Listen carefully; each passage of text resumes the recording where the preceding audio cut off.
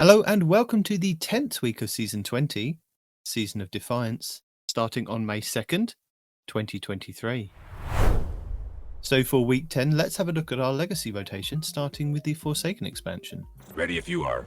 Let's see what's out there. The Dreaming City this week is at a strong curse level, which means Petrovenge can be found in Ria Silvia, and has the Dark Monastery mission for the next week. The Blind Well features Taken Enemies and the Plague Inomina. The Ascendant challenge this week will be the Keep of Honed Edges, which can be located over in the Harbinger Seclude on the Dreaming City. Next up, the Shadowkeep expansion. On the Moon, the weekly story mission is in the Deep. The Trove Guardian is located in the Hellmouth, and the Wandering Nightmare is the Fallen Council in Archer's Line. And the Nightmare hunts this week will be Fogoth, Fear, Crota, Despair, and the Fanatic, Insanity. For our Beyond Light expansion, on Europa this week, Praxis the Technocrat will be the Empire Hunt, Cadmus Ridge will be the Eclipse Zone, and the Exo Challenge will be Safeguard. For the 30th anniversary expansion, we have the loot rotation for Dares of Eternity, which will be on week 2's rotation, with the Scatterhorn armor set and the Perfectus armor set being available.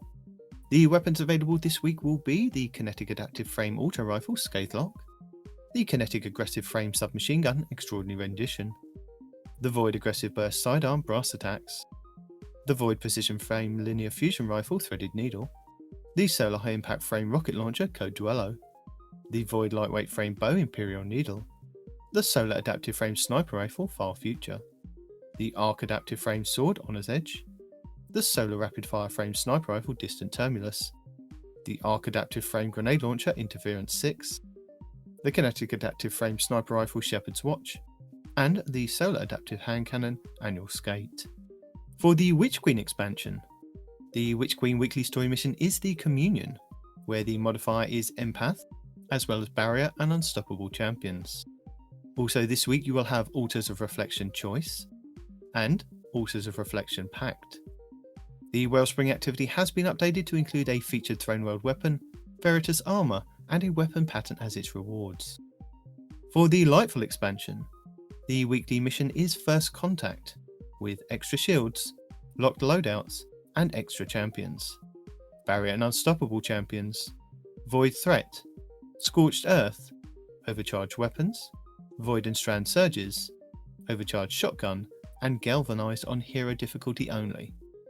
The Partition mission will be Hard Reset, with Barrier and Unstoppable champions, Arc Threat, Martyr, Empath, and Void Shields, with an Elemental and Strand Surge. And the Vex incursion this week will be Liming Harbour. In addition, the weekly Lightfall reset also refreshes the Pinnacle drop for the Node Override Avalon exotic mission on the EDZ. Raids and Dungeons. The Root of Nightmare raid challenge this week is the second encounter, Cision, called Crossfire. No one can shoot the launch crystal on the side that they're currently standing on. The King's Fall raid challenge this week is the third encounter, Golgoroth, called Gaze Amaze. The gaze holder must stand in the pool of unclaimed light when swapping the gaze.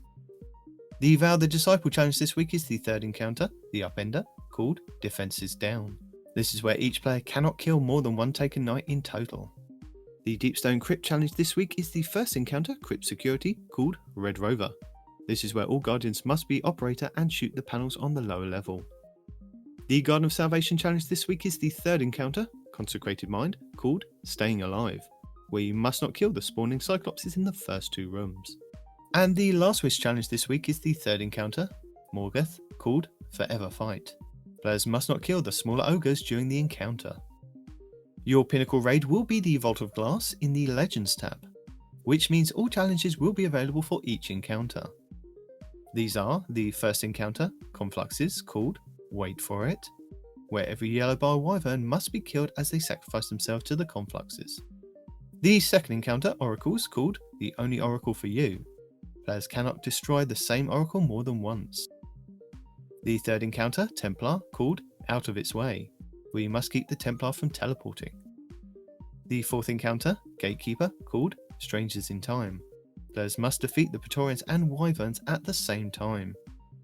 And the fifth encounter, Atheon, called Ensembler's Refrain, Each player teleported can only destroy one oracle in each spawn set.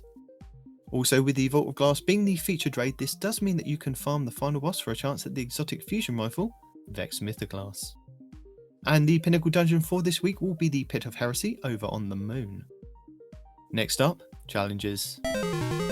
So for week 10 we have Ultimate Defiance. Defeat 50 combatants with supers in Defiant Battlegrounds playlist. Bonus progress awarded if you have Strand subclass equipped for Challenge XP+. Favoured Liberator. Generate 60 favours in seasonal activities. All members of your current fire team contribute to overall progress for Challenge XP+. Europa activities. On Europa, earn progress by completing bounties, patrols, public events and lost sectors for Challenge XP+ and Bright Dust. And a Defined Vanguard ornament. Acquire the Vanguard ornament for the Ecliptic Distaff for Challenge XP+++ and Bright Dust. And speaking of Bright Dust, we have our 10th Eververse of the season for the week of May 2nd, 2023. Available this week for Bright Dust we have the Stand on Ceremony exotic emote for 3250 Bright Dust, the Free Throw rare emote for 400 Bright Dust, the Cyber Class Entrance legendary transmat effect for 450 Bright Dust, the Up for Grabs legendary shader for 300 Bright Dust, the Byzantium Lotus legendary shader for 300 Bright Dust, the Represent exotic emote for 3250 Bright Dust, the Low Score legendary emote for 700 Bright Dust, the Hashtag Sponsored Shell exotic Ghost Shell for 2850 Bright Dust, the Shadowbox exotic Sparrow for 2500 Bright Dust, the Stygian Corsair exotic ship for 2000 Bright Dust, the Class of Its Own exotic weapon ornament for the exotic fusion rifle Vex Mythoglass for 1250 Bright Dust, and finally the Gold Medal Projection legendary Ghost Projection for 1500 Bright Dust. If you're enjoying this content and have found it most informative, then please hit that subscribe button and check out our show over at twotitansandahunter.com. We would be greatly appreciative. Hello! As a reminder, your daily lost sector will show you a flag outside which will give you details of threats, shields, champions and exotic armour you will find inside. But if you're new to the game or you're using an alternate character and can't find the flag outside, you will have to run through the lost sector normally to have it show up on your map as a legend/master, which you can either do solo or with a fire team, but you will only be able to earn a chance at the exotic drop when completing solo. Tuesday, May 2nd will be Perdition on Europa for exotic gauntlets, Arc Threat, Void and Strand Surges with Void and Arc Elemental Shields, Overcharged Fusion Rifle with Barrier and Overload Champions. Wednesday, May 3rd will be Bunker E15 on Europa for exotic chests, Void Threat, Void and Strand Surges with Void Elemental Shields, Overcharged Grenade Launchers with Barrier and Overload Champions. Thursday, May 4th will be the Conflux on Nessus for exotic helmets, Solar Threat, Void and Strand Surges with Void Elemental Shields, Overcharged Trace Rifles with Barrier and Unstoppable Champions. Friday, May 5th will be the Thrillerdrome on Neptune for exotic boots, Void Threat, Void and Strand Surges with Void and Arc Elemental Shields, Overcharged Grenade Launcher with Barrier and Overload Champions. Saturday, May 6th will be the Hydroponics Delta on Neptune for exotic gauntlets, Void Threat, Solar and Strand Surges with no Elemental Shields, Overcharged Rocket Launcher with Barrier and Unstoppable Champions. Sunday, May 7th will be the Gilded Precept on Neptune for exotic chests, Arc Threat, Solar and Strand Surges with Void and Solar Elemental Shields, Overcharged Glaives with Barrier and Unstoppable Champions. And finally, back round to Monday, May 8th will be the Excavation Site 12 on the EDZ for exotic helmets, Solar Threat, Solar and Strand Surges with Arc Elemental Shields, Overcharged Swords with Barrier and Unstoppable Champions. Lead the way. The Grandmaster Nightfalls are here, which means if you already have your Conquest Seal, you will be able to select whichever Grandmaster Nightfall you want in any order to gild your title. And with that, our 10th featured Nightfall will see us face off against the new Barakas-san in the refreshed Arms Dealer Nightfall, where you have a chance to get a Pinnacle engram if you complete the Nightfall with a score of 200k or more. This Nightfall is free to play. You will be able to earn high-end gear for your characters, including the Nightfall featured weapon, exotic gear, enhancement cores, enhancement prisms, and ascendant shards. The higher the Nightfall difficulty, the more common the drop will be, with the featured weapon and exotic gear being uncommon at hero difficulty to being common with Ascendant Shards in Grandmasters. Legend and lower Nightfalls will have 5 barrier and 6 unstoppable champions, with 4 solar, 3 arc and 6 void shields. Masters and GMs will have 10 barrier and 10 unstoppable, with 8 solar, 3 arc and 8 void shields. Your Nightfall modifiers are hero difficulty, maximum effective level 1765, matchmaking is available, enemies have extra shields, champions foe, you will face barrier and unstoppable champions, you can either use intrinsic exotics, use a subclass debuff, or unlock anti-champion mods from the seasonal artifact.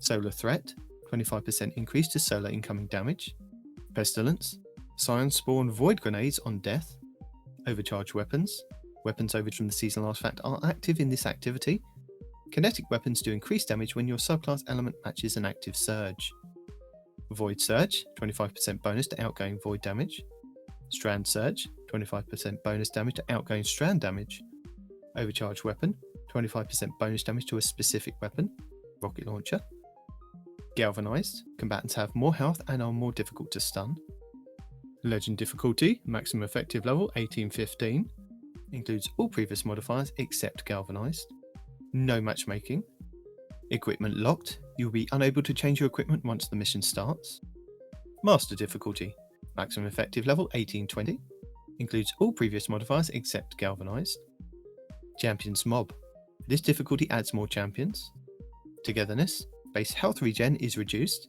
if near another player, health regen is increased, Grandmaster difficulty, maximum effective level 1815, includes all previous modifiers except galvanized, join in progress is disabled, extinguish, if your fighting falls in a restricted zone your team is returned to orbit, limited revives, gain additional revives by defeating champions, up to a maximum of 20, contest mode, which caps your power level to make enemies more of a challenge, scorched earth, enemies throw grenades significantly more often, and chafe, radar is disabled.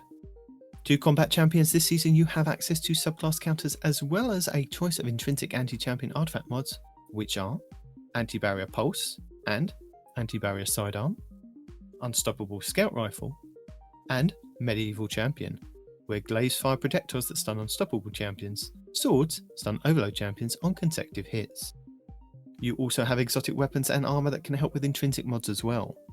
For Anti-Barrier, the Kinetic Bow Wishender, the Kinetic Linear Fusion Rifle Arbalest, the Kinetic Pulse Rifle Revision 0, the Solar Energy Hand Cannon Eriana's Vow, the Solar Heavy Sword the Lament, and the Titan Gauntlet's Second Chance, which gain a second charge of your shield throw melee, which becomes shield piercing and stuns barrier champions. For Unstoppable, the Kinetic Fusion Rifle Bastion, the Kinetic Hand Cannon Malfeasance, the Solar Energy Sidearm Devil's Ruin, the Void Heavy Bow Leviathan's Breath, and the Hunter Gauntlets Atheris's Embrace, which have a chance to stun unstoppable champions with their empowered weighted knife. The Nightfall featured weapon to obtain this week will be the Kinetic Lightweight Frame Grenade Launcher, the Militia's Birthright. The Militia's Birthright has a base blast radius of 100, velocity of 72, and handling of 69. It can roll with Danger Zone, Auto-Loading Holster, and Frenzy, with Slideways, Thresh, and Lead from Gold. It has the origin trait of Stunning Recovery, where if you stun a champion you partially refill the magazine, trigger health regen, and improve your recovery for a short duration.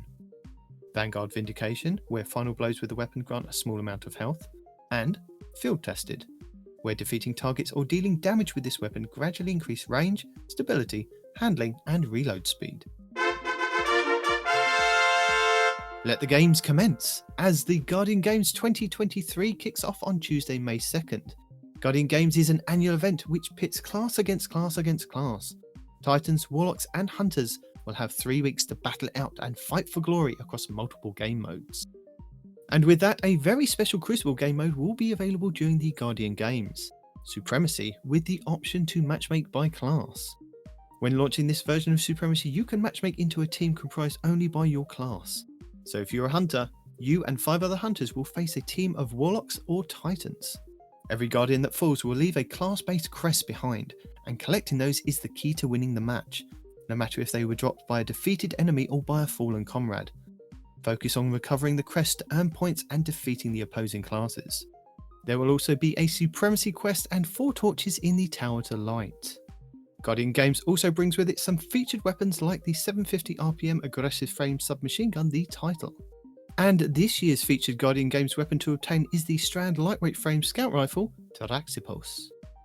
So defend the honour of your class in the Gardian Games. Deposit medallions at the podium and light those torches to earn your rewards. Continuing with Crucible, Lord Shaxx brings Rift to the Relentless Crucible playlist for the 10th week of the season. Rift is a 6v6 game mode that focuses heavily on objective-based gameplay and not just killing the enemy team. Instead of accruing points based on defeating enemies, players can score points by picking up a spark and dunking it into their opponent's rift, which is near the enemy spawn. A team can either win by scoring 5 points before the opposing team can, by scoring 3 points without the enemy team getting a look in, or have more points when the time runs out. The spark spawns in the centre of the map and starts to charge after 6 seconds of the round starting, and becomes visible for all players on the map.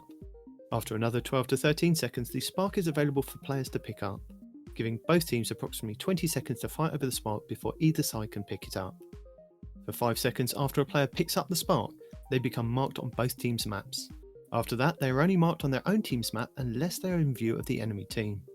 The carrier can only hold on to the spark for 1 minute and 15 seconds. After that, the spark detonates, killing the carrier and those around them before resetting. Should the carrier die in any way that isn't from the spark detonating, the spark drops at that location.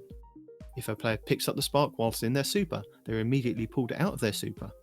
Furthermore, they will not gain more super energy whilst holding the spark, and will be unable to use their super even if it is fully charged. If a player dies, they must wait 10 seconds before they respawn, but their teammates can revive them during this time. This forces players to focus on teamwork to help push up on their enemies, but can also leave some players out of the game for an extended duration if their team can't or won't revive them. And Team Scorch should be up this week in the regular Crucible playlist, if there's enough room on the direct tab with the inclusion of Gardian Games Supremacy. Team Scorch is a 6v6 PvP mode where all players wield a Scorch Cannon. Equipped weapons and abilities cannot be used in this game mode. Movement abilities e.g. lift, jump and glide, sprinting and emotes can be used. Players are forced to use the Scorch Cannon that cannot be dropped. The Scorch Cannon has 100 ammo, which is replenished on respawn. Matches have a 7-minute timer, players have a 3-second respawn timer, kills give plus 1 point each, the first team to reach 60 points wins. If the timer runs out before the team reaches 50 points, the team with the largest score wins. The player's current and longest kill streaks are shown at the top of the screen below the score. Delightful! Making its way into the Crucible labs this week is Countdown Respawn. Countdown is a reprised classic of the Destiny 2 elimination mode originally featured in the Trials of the Nine. In Countdown Respawn, 2 teams of 3 go head to head in a battle of control for 2 Cabal charges. The Cabal charges on the map serve as a focal point to force Guardians into combat, and exist as a team-based solution to the stalemate gameplay that exists in standard elimination. Once a charge is armed via interaction, it begins ticking down its fuse, and defenders have 35 seconds to defuse the charge before it detonates. Once a charge exits play via defusal or detonation, the round ends. The round also ends if a team is eliminated in the arm phase. In the defuse phase, a charge must be defused or defenders must be eliminated to end the round. Attackers arm one of 2 sites and defend the charge until it detonates. Eliminating the defenders wins as well. Defenders defend both charges from being armed. Defuse any active charges. Eliminating the attacking team can win if any charge isn't in play. Holding off the attack can win rounds.